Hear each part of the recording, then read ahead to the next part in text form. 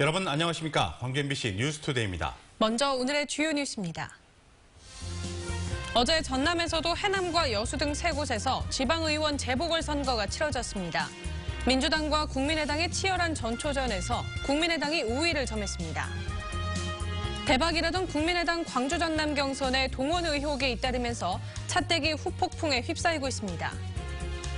세월호 육상거치 과정에서 해양수산부의 무책임한 발언 때문에 목포 신항 이미지에 피해가 우려됩니다. 장기 요양급여 수억 원을 가로챈 요양원 원장이 적발됐습니다. 이 원장은 4년 전에도 같은 범행을 저질렀습니다.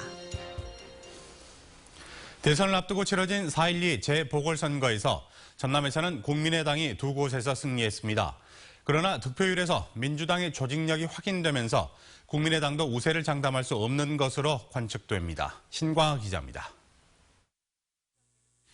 미니 대선으로 불릴 정도로 관심을 모은 해남 제2선거구 도의원에 국민의당 박성재 씨가 당선됐습니다.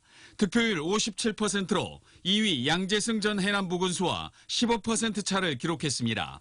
도의원 해남 제2선거구는 당초 접전이 예상됐던 곳이지만 중앙당의 지원을 배경으로 한 국민의당이 바람을 일으키는 데 성공했습니다. 보궐선거로는 높은 편인 44.5%까지 투표율이 오른 점이 이를 반증합니다. 여기에 박성재 당선인의 출신지이자 유권자가 가장 많은 송지면에서 몰표가 나오면서 국민의당이 낙승을 거뒀습니다. 기초의원 여수 나선거구에서는 국민의당 이정만 씨가, 순천 나선거구에서는 더불어민주당 강영구 씨가 각각 당선됐습니다.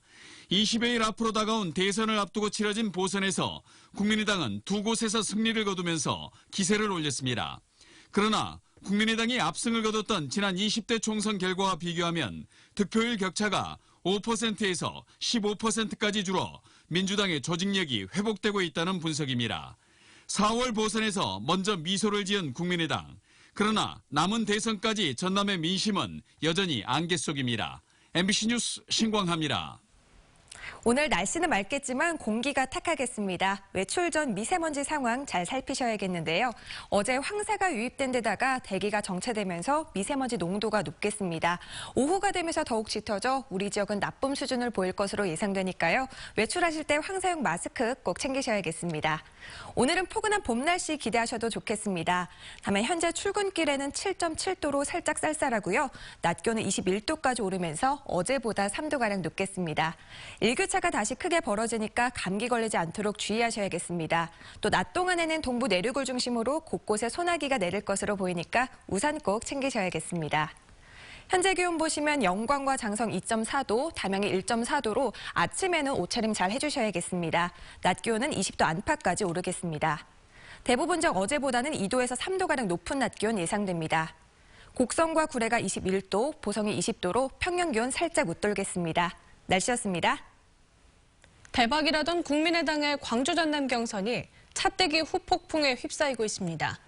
민주당은 엄정한 수사를 촉구하며 자체 진상조사위원회를 꾸렸습니다. 윤근수 기자입니다. 비가 내리는 가운데 광주 전남에서 치러진 국민의당의 첫 순회 경선. 예상 밖의 참여 열기에 국민의당은 도박이 대박됐다. 총선 민심이 살아있었다며 흥분을 감추지 않았습니다. 역시 광주 전남은 우리 국민의당에게 또 한 번 기회를 주었습니다. 그런데 광주 경선장에 선거인단이 동원됐다는 의혹이 잇따라 불거지고 있습니다. 서울시 선거관리위원회는 30여 명을 관광버스에 태워서 광주 경선에 참여시키고 특정 후보를 지지하도록 한 혐의로 모 산악회 회장을 검찰에 고발했습니다. 광주시 선관위도 전북의 대학생 200여 명이 광주 경선에 동원된 의혹과 관련해서 본격적으로 조사에 착수했습니다. 이에 앞서 전라남도 선관위는 렌터카 17대를 이용해서 선거인단 130여 명을 실어 나른 혐의로 국민의당 광주시당 당직자 등 2명을 검찰에 고발했습니다.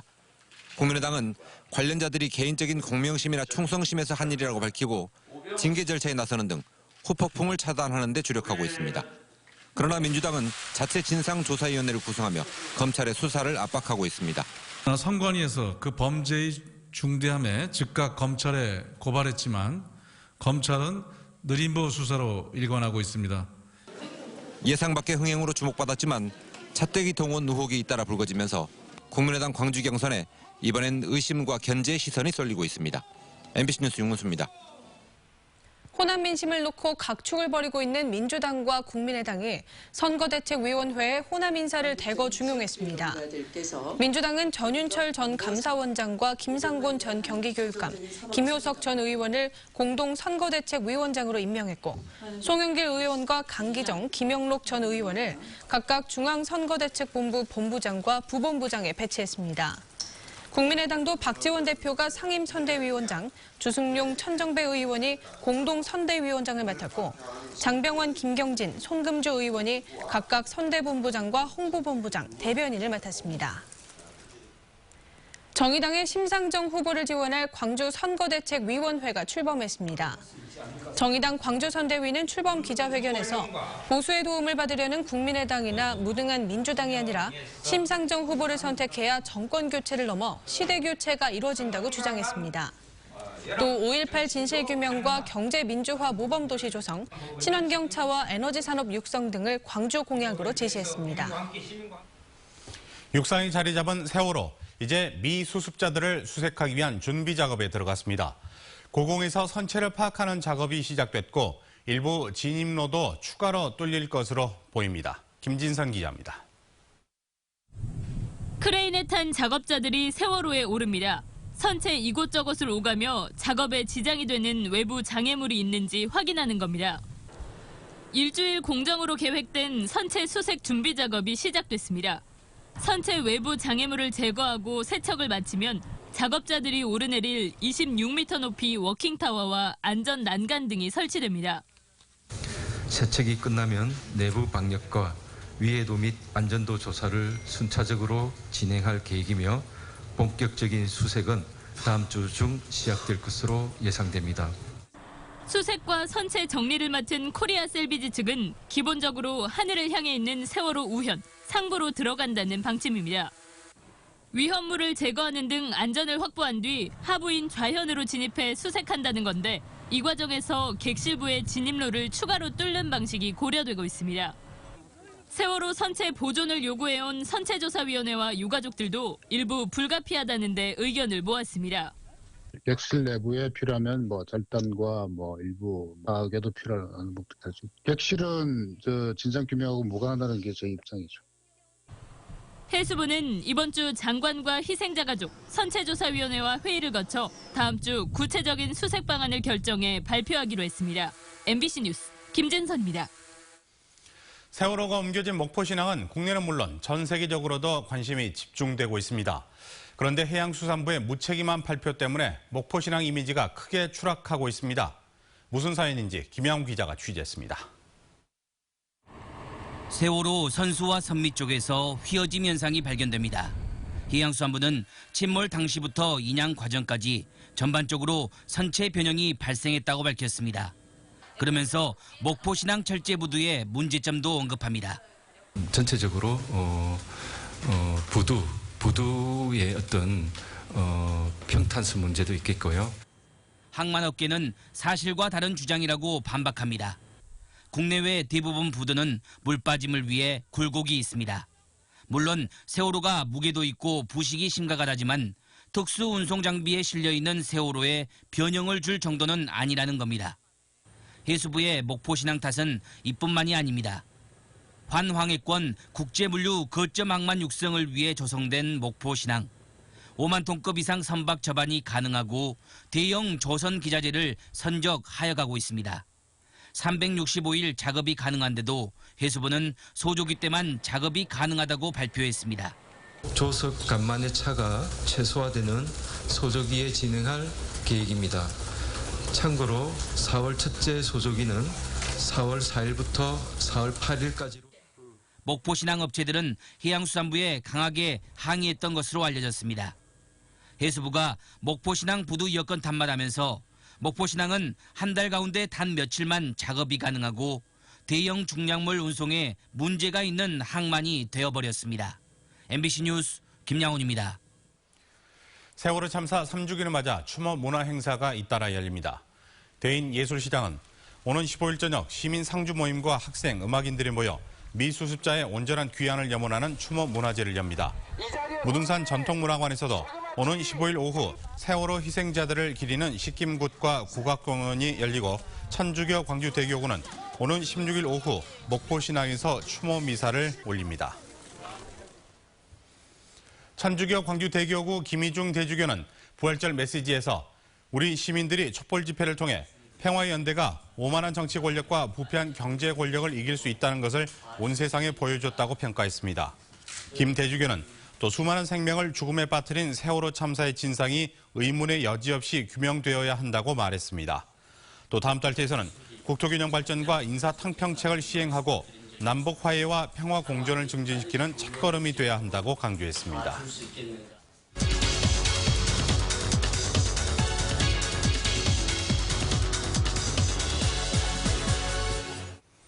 박근혜 전 대통령 퇴진운동에 중고생들까지 동참하면서 만 18세 청소년들에게도 투표권을 주자는 목소리가 높았는데요. 이번 대선에서는 반영되지 못했습니다. 그러자 전국의 청소년들이 모의투표를 통해 직접 19대 대통령을 뽑겠다고 나섰습니다. 청소년 대선투표 광주본부 모준하 실행위원 모시고 이야기 나눠보도록 하겠습니다. 어서 나오십시오. 안녕하십니까? 네, 우선 청소년 대선투표가 무엇인지 설명해 주시죠. 먼저 청소년 대선 투표란 말 그대로 청소년들이 이번 대선에 직접 투표를 하겠다는 것인데요. 저희가 아무래도 법적으로 나이가 되지 못해서 투표를 하지 못하지만 청소년들이 직접 발벗고 일어나서 모의투표를 진행한다는 것입니다. 아무래도 정치적 판단이 미성숙하다는 어른들께 저희가 보여드리기 위해서 이걸 투표를 실시하게 되었습니다. 네, 그럼 실제 대통령 선거가 진행될 때 청소년들도 이 별도로 투표를 실시한다는 거죠? 일정이나 절차는 어떻게 진행될까요? 저희가 지금 4월 1일부터 30일까지 한 달간 선거인단 모집에 들어가고 있고요. 선거인단 모집이 끝나면 5월 4일부터 5일 이틀간 온라인 사전투표를 실시할 예정입니다. 그렇게 온라인 사전투표가 끝나면 5월 9일 실제 대선이 있는 날인데요. 5월 9일 날 저희도 현장에서 직접 모의투표를 할 예정입니다. 장소는 광주광역시 청소년 3디자인센터 옛 구학생회관이 있던 자리에서 실시할 예정입니다. 네, 청소년 투표 결과가 나오면 이제 다음 절차가 궁금한데 그런데 청소년 투표 결과와 나중에 나올 대통령 선거 결과가 다를 수도 있지 않나요? 어떻습니까? 먼저는 저희가 이제 투표가 끝나면 개표를 해야 되잖아요. 그래서 네. 개표가 끝나고 이제 결과를 봤을 때 실제 당선된 대통령님과 저희가 이제 뽑은 대통령이 같으면 지금 현재 청와대에서 당선증을 줄 방법을 모색하고 있고요. 만약에라도 다를 때는 저희가 특별한 날 기자회견을 열어서 당선증을 전달해드릴 방법을 모색하고 있습니다. 네. 네, 이번 대선에서는 무산됐지만 선거 연령을 낮추는 노력은 계속 하시는 거죠? 당연히 그거는 필요하다고 생각을 합니다. 아무래도 저희가 2월 국회, 3월 국회 통과를 위해서 많은 노력을 했지만 그게 실패로 돌아갔고 그렇지만 저희는 여기서 좌절할 게 아니라 저희가 장기전 좀 더 길게 보고 하루빨리 청소년들에게 선거권이 돌아가기 위해서 저희는 계속 투쟁할 것이라고 생각이 됩니다. 네, 실례지만 모준하 실행위원이 올해 나이가 어떻게 되죠? 제가 올해 나이는 20살이고요. 생일이 지나지 않아서 지금 만 18세입니다. 아, 그렇군요. 그렇다면 비슷한 또래도 그렇고요. 이번 모의투표에 참여하고 싶은 청소년들은 어떻게 참여하면 될까요? 참여하고 싶은 청소년들은 저희가 현재 온라인 사이트 개설이 되어 있는데요. www.18vote.net 사이트에 들어가셔서 선거인당 등록을 해주시고 저희가 이제 지금 각 정당 후보자들의 정책을 저희가 분석을 하고 있어요. 그래서 청소년 정책이 이제 그 사이트에 나올 텐데 그 정책을 보시고 진짜 청소년들에게 필요한 정책이라 생각하시는 거를 찍으시면 됩니다. 네. 자, 오늘 말씀 잘 들었습니다. 앞으로도 좋은 활동 기대를 해보도록 하겠습니다. 나와주셔서 고맙습니다. 장기 요양급여 수억 원을 가로챈 광주의 한 요양원 대표가 적발됐습니다. 전직 구의원이기도 한 요양원 대표는 4년 전에도 같은 혐의로 적발된 적이 있는데 이번에 또 같은 범행을 저질렀습니다. 송정근 기자가 보도합니다. 광주의 한 요양원입니다. 요양원 대표 61살 최모 씨는 실제 근무도 하지 않은 남편을 요양보호사로 등록해 정부 돈을 타냈습니다. 종사자들의 근무 시간도 가짜로 늘렸습니다. 이렇게 최 씨가 지난 2014년부터 2년만 가까이 빼돌린 장기 요양급여는 4억 3천여만 원에 이릅니다. 전직 구의원이었던 요양원 대표는 구의원 재직 시절에도 같은 수법으로 장기 요양급여 5억 원가량을 가로챈 바 있습니다. 최 씨는 혐의를 일정 부분 인정하면서도 종사자들의 편의를 봐준 부분 등이 문제가 됐다고 해명했습니다. 직원들이 시골이다 보니까 그 시간대를 뭐 5시 15분째 타고 가려니까 시간대를 또 한두 시간 가져다 해가지고. 최 씨는 4년 전 같은 수법으로 정부 돈을 빼돌리다가 전액 환수와 요양원 지정 취소 4개월이라는 처벌을 당했는데 당시에도 솜방망이 처벌이라는 논란이 있었습니다. 동일한 법령을 위반했을 때는 제재를 가할 수 있다든지 인가나 허가 신고를 거부할 수 있다든지 이런 법이 있으면 되는데 그런데 전혀 없으니까. 최 씨는 사정이 이런데도 환수에 간 부정수급액이 너무 많다며 건강보험공단을 상대로 반환해달라는 행정소송을 제기해놓은 상태입니다. MBC 뉴스 송정근입니다. 광주 북부경찰서는 임시보호시설에 거주하는 장애인을 학대하고 장애수당 등을 횡령한 혐의로 사회복지시설 대표이사 49살 이모 씨에 대해 구속영장을 신청했습니다. 또 장애인 폭행 사실을 관찰일지에 기록하지 못하도록 지시한 원장을 불구속 입건했습니다. 이 시설 피해자 중에는 도가니 사건으로 불리는 지난 2011년 인화학교 성폭력 사건 이후 옮겨온 장애인들도 포함되어 있습니다. 조류 인플루엔자 발생으로 가축이 매몰된 인근 지역의 일부 지하수가 여전히 수질 기준을 초과한 것으로 나타났습니다. 전라남도에 따르면 지난해 국립환경과학원 조사에서 수질 기준을 초과한 25곳에 대해 2차 조사를 실시한 결과 무안과 영암, 나주 등 7곳에서 질산성 질소 등이 기준치를 초과했습니다. 전라남도는 AI 매몰지 인근 지하수 65곳에 대해서도 수질 검사를 벌인 결과 26곳은 적합 판정을, 22곳은 검사 중이어서 추가 오염이 우려되고 있습니다. 섬을 풍경으로 보는 것도 좋지만 사연과 이야기를 따라 둘러보는 것도 또 다른 즐거움을 줍니다. 모래와 꽃 속에 이야기를 품고 있는 신안군 임자도를 박영훈 기자가 다녀왔습니다. 조선 문인화의 선구자로 불리는 우봉 조일용 선생이 머물렀던 곳 망구음관. 2년의 유배기간 생애 작품의 절반을 그리는 동안 우봉에 벗이돼준 풍경과 갈매기들은 작품 속을 벗어나 지금도 임자도를 지키고 있습니다. 갈매기들의 놀이터는 한때 파시가 섰던 대광해수욕장. 모래 한 마름 먹어야 결혼할 나이가 된다. 동네 개도 지폐를 물고 다닌다는 우스갯소리가 넘치던 모래해변은 이제 관광지가 됐습니다. 무트로 날아든 모래는 꽃과 농작물을 키우는 토양이 됐습니다. 수백만 송이, 바닷바람의 이야기에 고개를 끄덕이며 같은 길을 가듯 나란히 꽃망울을 터뜨린 원색의 튤립들은 또 다른 물결입니다. 좋다는 얘기는 들었는데 직접 와서 보니까 참 깔끔하고 참 정리정돈 잘 된 것 같아요. 멋있어요. 민어와 새우젓, 대파, 물고기와 인파로 흥청대던 예전의 영화는 아니더라도 주민들은 섬사리에서 나름의 행복과 자랑거리를 찾고 있는 듯합니다. 이제 갯바람 이런 것도 좋지만은 이 물빠짐이 좋고 또 수리 조건이 좋아요. 3년 뒤 육지와 다리가 연결되면 임자도는 다시 한번 탈바꿈을 할 것으로 보입니다. MBC 뉴스 박영훈입니다. 기아 타이거즈가 대타 신종길의 역전 결승타를 발판으로 두산을 꺾었습니다. 기아는 서울 잠실구장에서 열린 두산과의 경기에서 2대3으로 뒤지던 6회 1-3할로 찬스에서 대타로 나온 신종길이 우익선상 2루타로 역전에 성공하는 등 구안타를 효과적으로 몰아쳐 8대4로 승리를 거뒀습니다. 선발 임기영은 6이닝을 3실점으로 틀어막으며 시즌 첫 승을 거뒀고 김윤동, 심동섭, 한승혁으로 이어지는 불펜진은 2이닝을 무실점으로 막으며 승리를 지켰습니다. 한국농수산식품유통공사 AT가 국산 콩 생산 기반 확대를 위해 한국들녘공동체와 MOU를 체결했습니다. 이번 협약을 통해 AT는 들녘 경영체가 생산한 콩을 직접 수매하고 들녘공동체는 고품질의 콩을 생산할 수 있도록 지원합니다. 국내 콩 식량 자급률은 25%로 대부분 수입에 의존하고 있습니다. 광주 신세계가 현지법인 설립 22주년을 맞아 오늘부터 23일까지 광주기업 22주년 축하 페스티벌을 진행합니다. 광주 신세계는 행사 기간 동안에 최대 70%까지 할인 판매하며 일정 금액 이상을 구매한 고객에게는 상품권을 제공합니다.